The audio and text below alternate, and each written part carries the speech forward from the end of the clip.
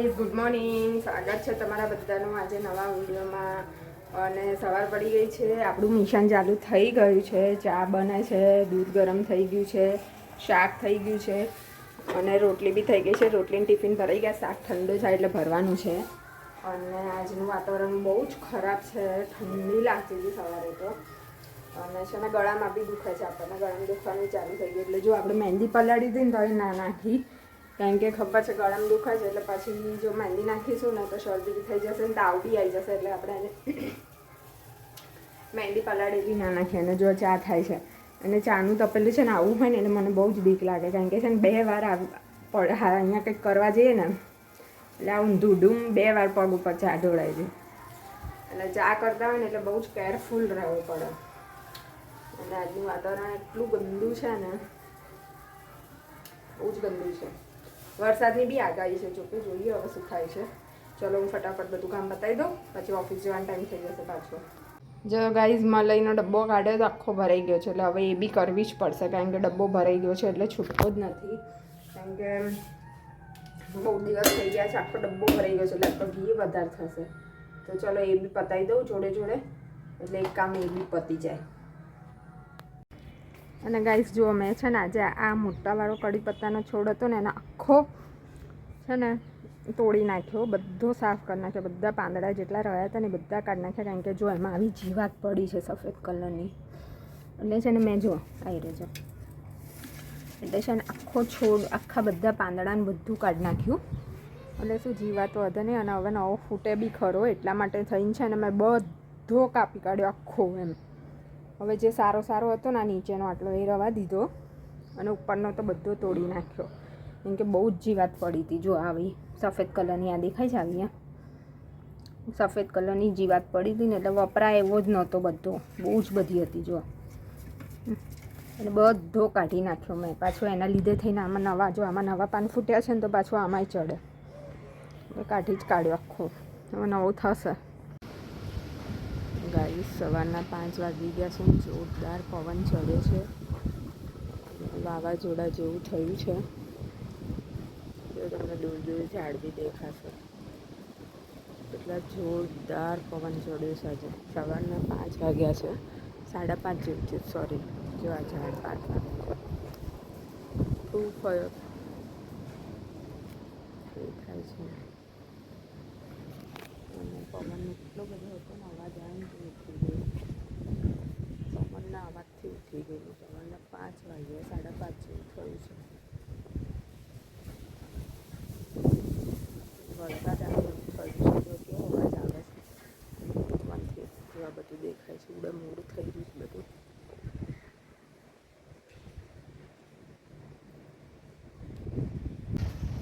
એટલો જોરદાર અવાજ આવી રહ્યો છે પવનનો.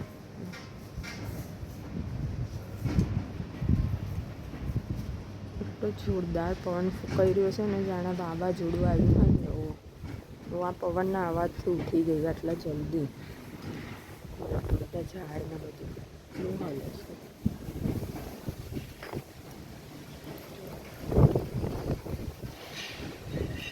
તો અવાજ આવે, બધાનું બધું ઉડે છે.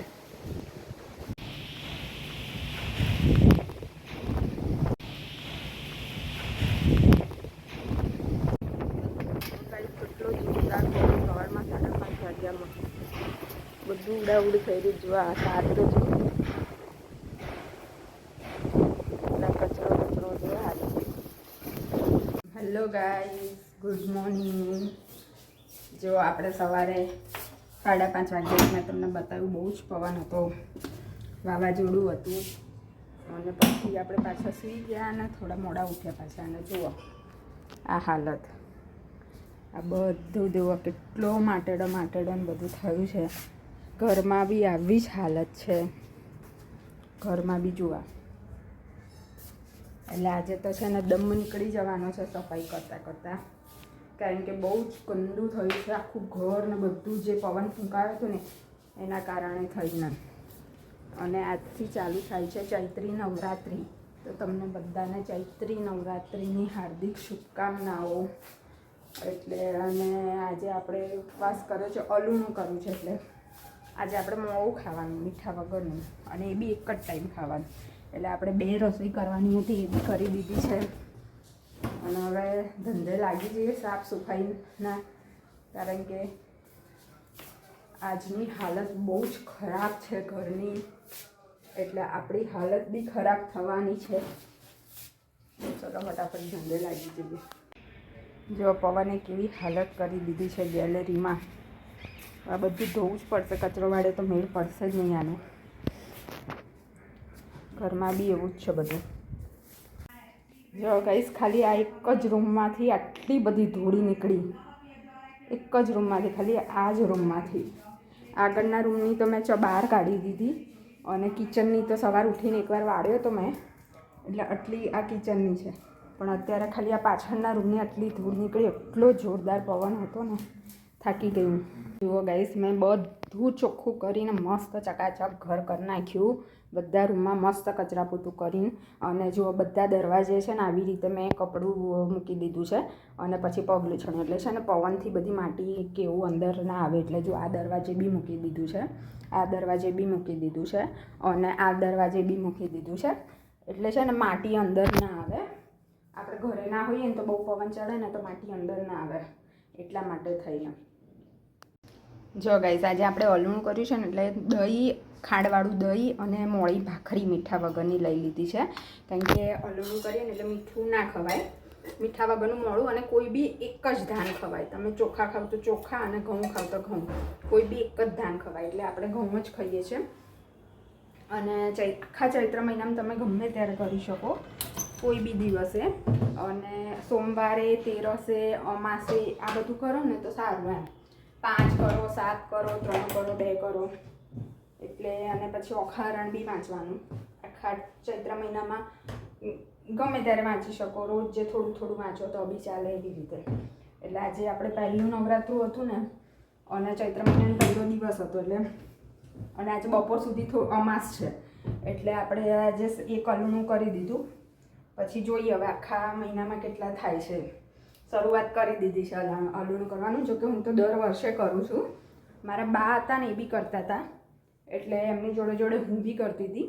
એટલે અમે આજે પહેલું કર્યું છે. હવે આખા આમ તો દર વખતે હું 7 કરું છું. હવે જોઈએ આ વખતે કેટલા થાય છે.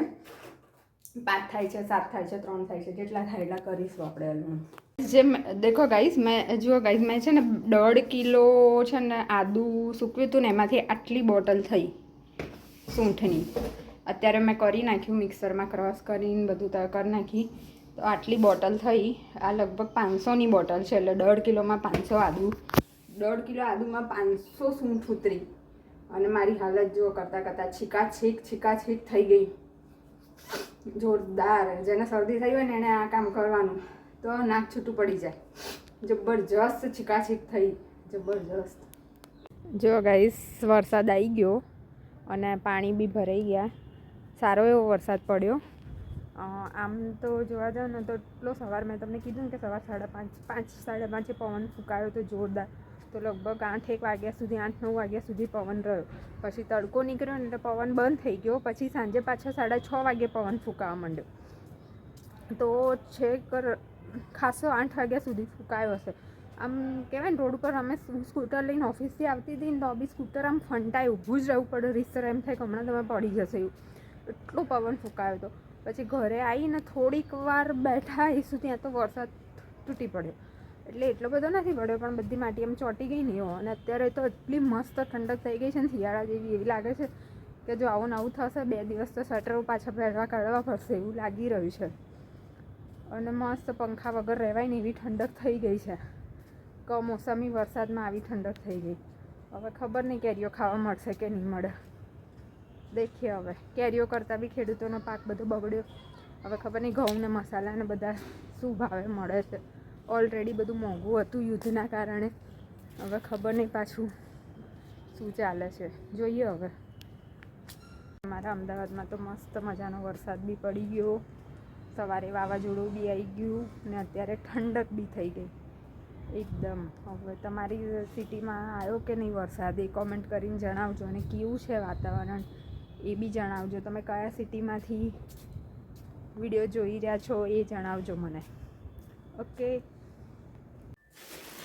જો ગાઈસ આજે છે ને આપણી ઓફિસ આગળ એટલે મતલબ ઓફિસમાં જ છે લીમડાનું ઝાડ, કડવા લીમડાનું. તો ત્યાંથી જો આ ફૂલ લઈને આવી છું આજે. ફૂલ કહેવાય અને મોર બી કહેવાય એમ, લીમડાના મોર. તો આને છે હું આખી રાત પલાળી દઈશ અને કાલે સવારે છે ને મિક્સરમાં ક્રશ કરીને પછી છે ને એનો જ્યુસ બનાવી અમે સવારે પીશું. હું પપ્પા, કેમ કે હું પહેલી વાર જ પીવું છું. પહેલાં નાના હતા ત્યારે બાએ પીવડાવેલું, પણ એ વખતે તો કડવું હોય એટલે નાક દબાઈને પીવડાવી દે, આપણને ખબર ના પડે અત્યારે. એટલે હવે સમજણ આવ્યા પછી પહેલી વાર પીશું. તો છે ને હું પપ્પા બંને પીશું. જો આને છે ને અત્યારે બધા ફૂલ તોડીને અને ધોઈને પાણીમાં પલાળી દઈશ. જો ગાઈસ મેં આ છે ને 2 વાર પાણીથી ધોઈને અને પાણીમાં પલાળી દીધા. આખી રાત રવા દઈશ અને કાલે સવારે મિક્સરમાં ક્રશ કરી નાખીશ. અને પછી છે ને એમાં લીંબુ ને મીઠું ને એવું નાખીને પીવે. પપ્પા તો એકલું જ પીવે છે કડવું જ, કારણ કે એ તો રોજ કારેલાનું પીતા હોય ને એટલે એમને તો કડવું નહીં લાગતું. પણ આપણને તો કડવું લાગશે એવું લાગી રહ્યું છે. ટેસ્ટ કરીએ કાલે, જો કડવું લાગશે તો લીંબુ મીઠું નાખીશું, નહીં તો પછી એમને પી જઈશું. પહેલી વાર જ હું તો ટ્રાય કરું છું, એટલે હવે કાલે જોઈએ કેવું લાગે છે.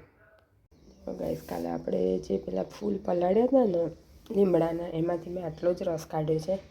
હિંમત નહીં થતી પીવાની એટલે થોડોક જ કાઢ્યો છે. આજે પીવાશે તો કાલ વધારે કાઢીશું. અને જો આપણને શરદી થઈ ગઈ છે ને તો અવાજ જતો રહ્યો છે. ભયંકર શરદી થઈ ગઈ છે. આમ આંખો પરથી બી દેખાતું હશે તમને, ભયંકર શરદી થઈ ગઈ છે. બોલાતું બી નહીં આપતો લાગતો રજા છે એટલે ફટાફટ રસોઈ કરીને આરામ જ કરવો છે. બહુ શરદી થઈ ગઈ, વાતાવરણ ચેન્જ થયું ને એમાં. તો જો આ કાઢ્યો છે, હવે જોઈએ કેટલો પીવાય છે. એવો પીધો થોડોક એવો જ પીધો. જો થોડું તો રવા દીધો. બાપરે બાપ, ઉલટી જેવું ખાય છે, ભયંકર ગંદો.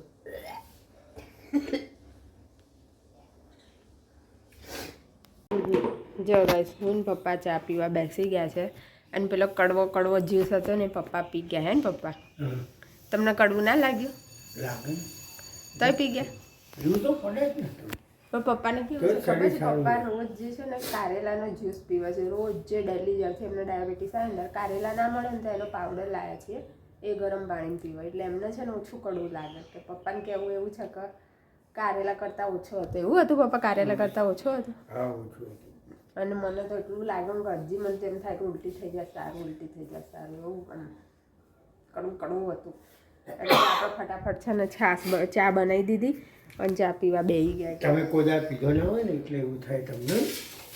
અમે તો રોજ કારેલાનું પીએ એટલે અમને કંઈ અસર ના થાય. હા, એ છે ને રોજ કારેલાનું પીતા હોય ને એટલે એમને તો ઓછું કડવું લાગ્યું એમ કે.